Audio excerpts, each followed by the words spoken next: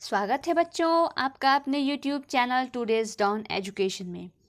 प्यारे बच्चों, जैसा कि आप जानते हैं कि ये चल रहा है क्वेश्चन आंसर का सीरीज, जिसमें हम सॉल्व करते हैं क्लास 6 के सभी सब्जेक्ट्स के क्वेश्चन आंसर को। तो जो अभी सीरीज जो चल रहा है वो है आपका हिंदी विषय, और इसमें हम आपके चैप्टर 5 का जो कि है अक्षरों का महत्व, तो आज हम इस चैप्टर के सॉल्यूशन को देखेंगे। तो मैं आपको बता दूं, आप देख रहे हैं टुडेज डॉन एजुकेशन चैनल, जिस पे आपको 6th क्लास के सारे सब्जेक्ट्स के सॉल्यूशंस को बताया जाता है। तो चलिए बिना देर किए हम इस वीडियो को शुरू करते हैं। अगर आप हमारे चैनल पे नए हैं तो चैनल को सब्सक्राइब करें, क्योंकि हम लाते हैं आपके लिए ऐसे ही सॉल्यूशन वाली वीडियोस। ओके, तो चलिए हम इस वीडियो को शुरू करते हैं।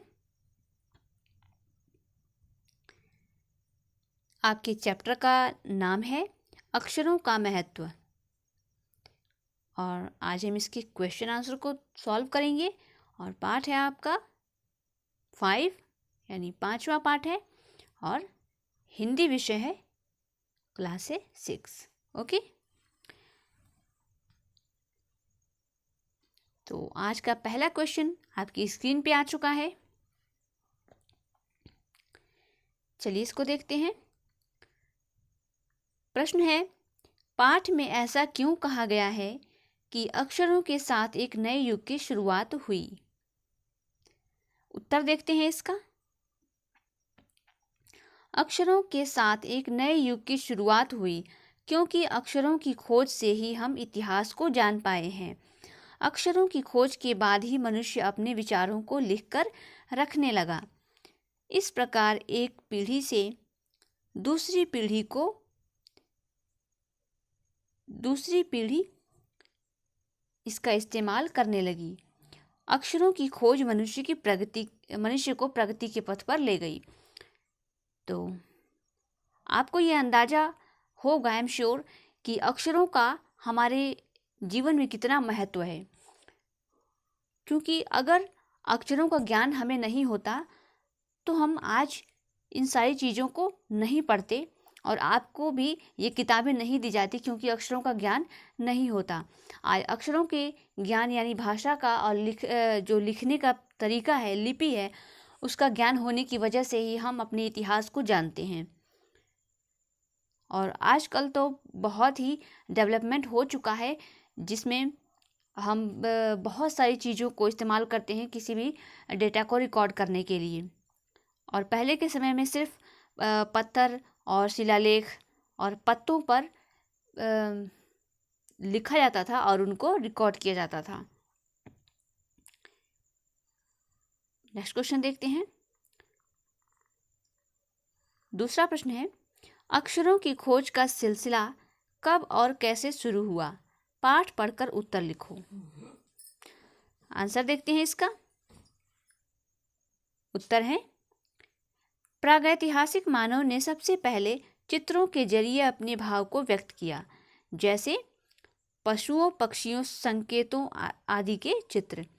इन चित्र संकेतों के बाद भाव संकेत अस्तित्व में आए, जैसे एक छोटे वृत्त के चारों ओर किरणों की रेखाएं खींचने पर वह सूर्य का चित्र बन जाता था। बाद में यही चित्र ताप या धूप को दर्शाने वाला बन गया। इस तरह भाव संकेत अस्तित्व में आए। बहुत समय बाद में मनुष्यों ने अक्षरों की खोज की। ओके, अगला प्रश्न है प्रश्न नंबर 3।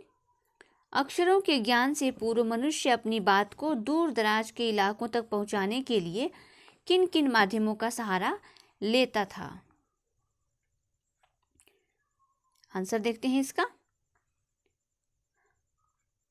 अक्षरों के ज्ञान से पूर्व मनुष्य अपनी बात को दूर दराज इलाकों तक पहुंचाने के लिए पशुओं, पक्षियों और आदमियों आदि के चित्र बनाकर भाव संकेत का सहारा लेता था। ओके, नेक्स्ट क्वेश्चन है क्वेश्चन नंबर 4। अक्षरों के महत्व की तरह ध्वनि के महत्व के बारे में जितना जानते हो उसे लिखो। उत्तर देखते हैं इसका। भाषा की सबसे छोटी इकाई वर्ण है।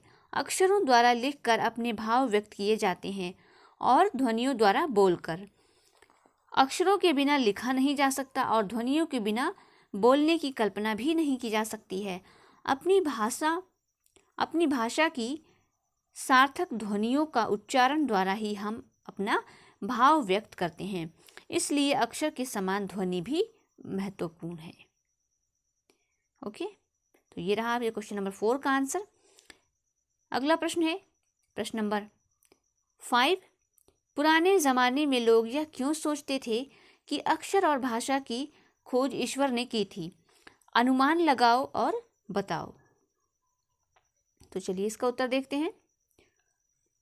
उत्तर है, पुराने ज़माने में लोग यह सोचते थे कि अक्षर और भाषा की खोज ईश्वर ने की थी क्योंकि उनके पास उसका इतिहास नहीं था।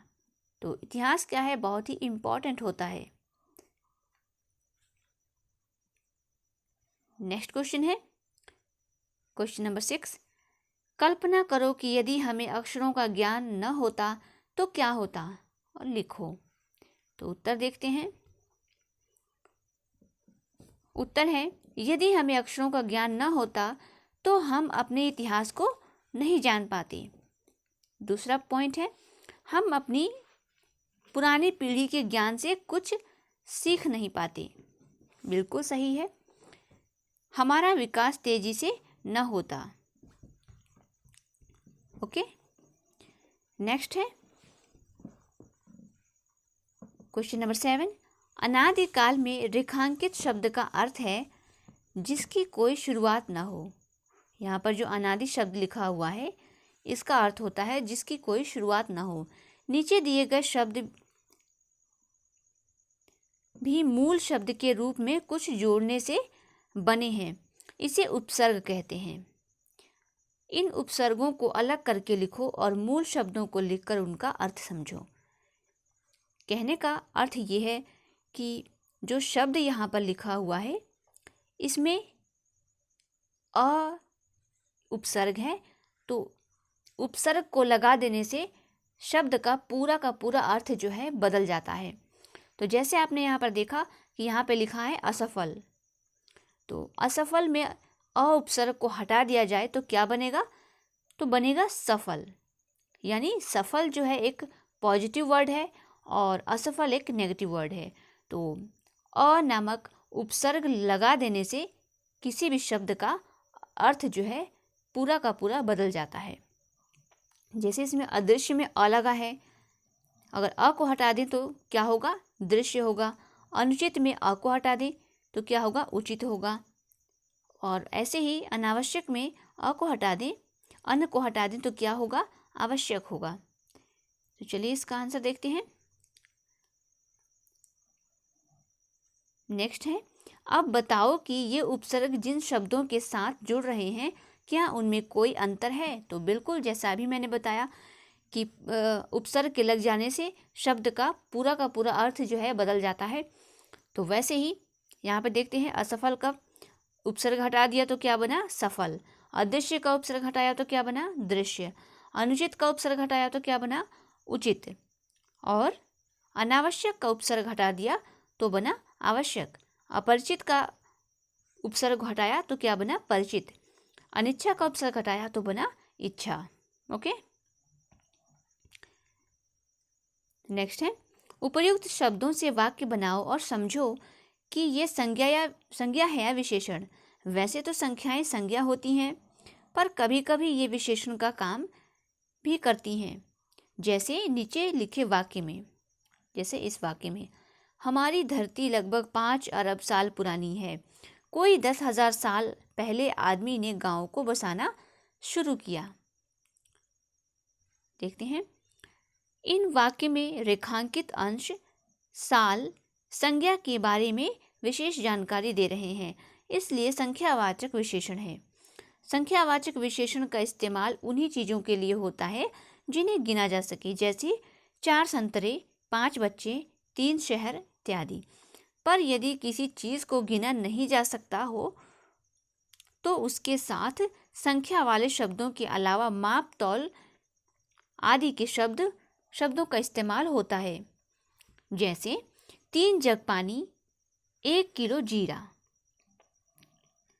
यहाँ रेखांकित हिस्से परिमाणवाचक विशेषण हैं क्योंकि इनका संबंध मापतौल से है। अब नीचे लिखे हुए को पढ़ो। खाली स्थान में बॉक्स में दिए गए मापतौल के उचित शब्द छांट कर लिखो। तो ये कुछ शब्द दिए गए हैं: प्याला, कटोरी, एकड़, मीटर, लीटर, किलो, ट्रक, चम्मच। तो चलिए इनका इस्तेमाल करते हैं। इसमें हमने इसको सॉल्व करके रखा है, तो चलिए देखते हैं। इसका आंसर है पहले का 3 कटोरी खीर, और दूसरे का है 2 एकड़ ज़मीन, तीसरे का है 6 मीटर कपड़ा, चौथे का है 1 ट्रक रेत, पांचवे का है 2 प्याला कॉफ़ी,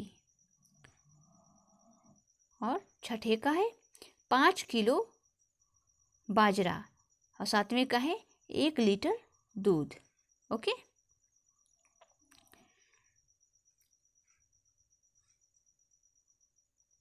तो आई एम श्योर ये वीडियो आपको पसंद आया होगा। यहीं पे होता है इस वीडियो का दर्द।